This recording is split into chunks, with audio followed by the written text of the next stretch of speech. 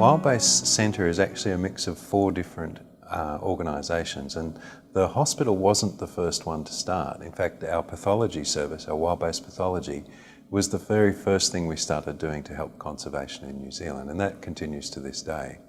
The hospital came second, and it really was an offshoot of the fact that there was Department of Conservation rangers out in the field finding injured animals and really having nowhere to send them. So we started working with the local wildlife rehabilitators and set the hospital up as a place to provide that veterinary care for injured and ill wildlife in New Zealand. My name's Pauline Nyman and I am from New Zealand, and I'm the supervising wildlife technician here at Wildbase Hospital. My role consists of looking after the day-to-day operations within the hospital and supervising the veterinary nursing staff, and also supervising the students that we have coming through the hospital as well.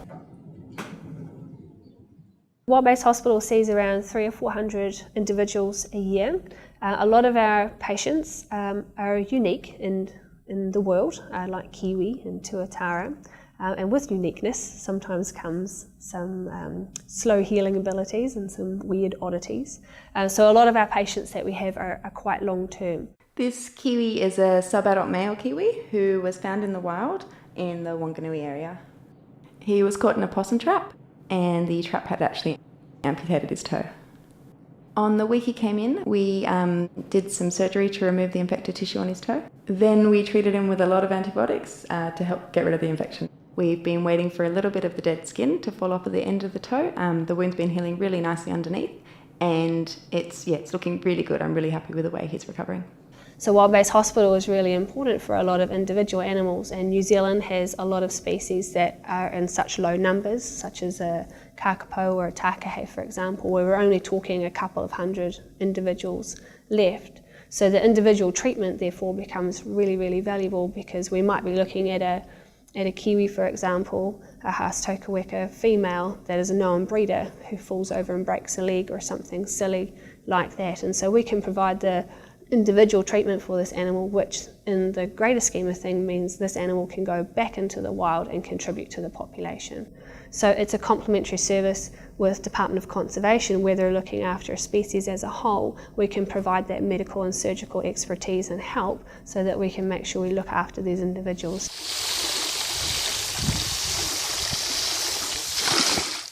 So the way we start our day here at Wildbase is to do what we call treatments. So we get all of the hospital charts out for everybody who's in care with us, and we get their fluids and their medications out, and we give that to them to get them feeling better.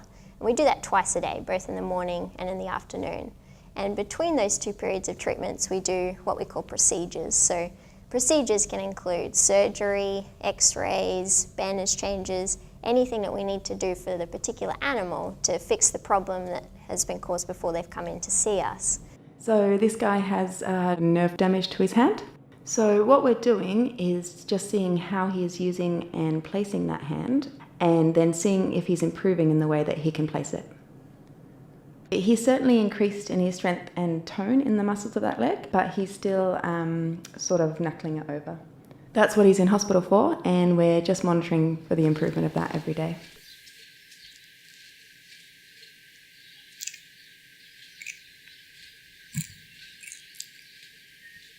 The biggest cases that I can remember from working at Wildbase, and the biggest ones we have in hospital at the moment, are a kiwi named Kiwi Raratoka. So Kiwi Raratoka was actually around 9 years old when she came into us, and she was found in the wild on Raratoka Island. She's a Haastokaweka kiwi. She actually had a fracture of the beak, and what the beak keratin, so the layers that sit over the top of the bone, had tried to do was stabilize the area. However, once we took that keratin off, we had a fracture that we needed to try and stabilize. And kiwi beaks are a big challenge for us to treat because there's not much tissue there. And we actually came up with a technique that we use to fix turtle fractures. So when they get fractures in their shell, we put kiwi braces on. So we had braces above and below the fracture site, and we pulled it together with rubber bands. And we left that on place, the kiwi braces, for a while actually, so 2 to 3 months she had the braces on to let that fracture heal. And thankfully it did.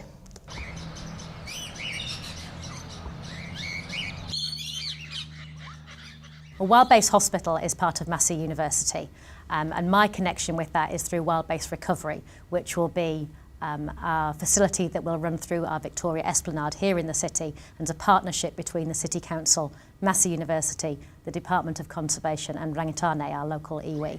The whole Wildbase Recovery thing came out of a submission to Council's annual plan a few years ago, just saying that the aviaries in the Esplanade were really dated and needed some work and should be upgraded. And a member of the community came in and said, actually, we could do a lot better than that.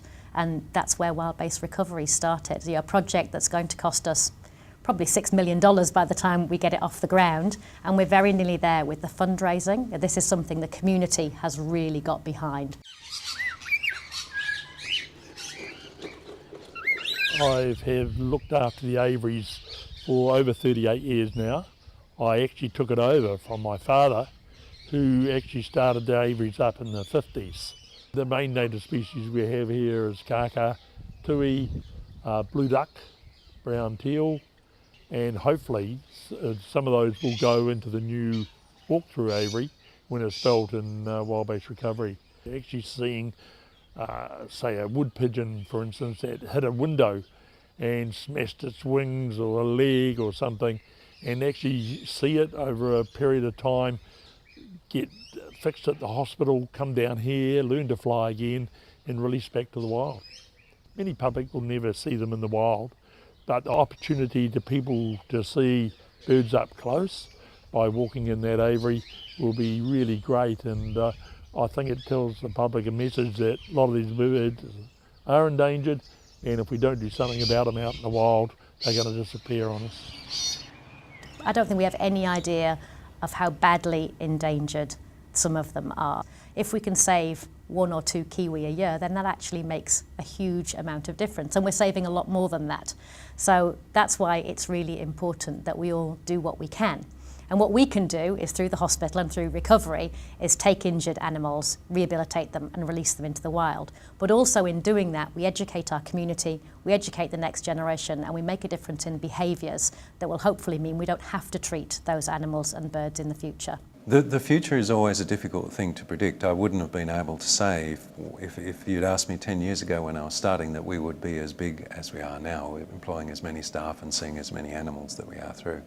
We've been very lucky to establish a good collaborative relationship with the Department of Conservation throughout New Zealand, and we have a good reputation, and in the future we want to continue to build on that, to continue to be providing veterinary services to conservation right through New Zealand.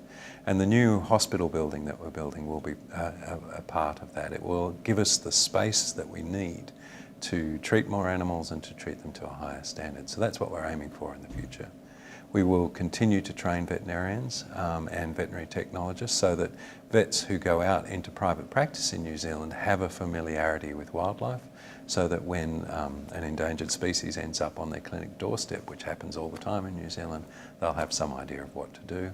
And we'll continue to provide specialist treatment for critically endangered species in New Zealand as well. I think one of the really important things we'd like the public to know is that it's important for everybody to get involved. Even if you find an injured tui or a keru, just take it to your local vet or hospital, talk to the Department of Conservation. If you've got some spare time and you like getting out into the bush, think about setting up a trap line and talking to the Department of Conservation about how you can be involved in pest control in your area, or simply taking weeds out, planting native trees in your garden. What we would like to see is people taking responsibility for conservation in New Zealand, stepping up and doing what they can to make the biodiversity crisis here just that little bit less.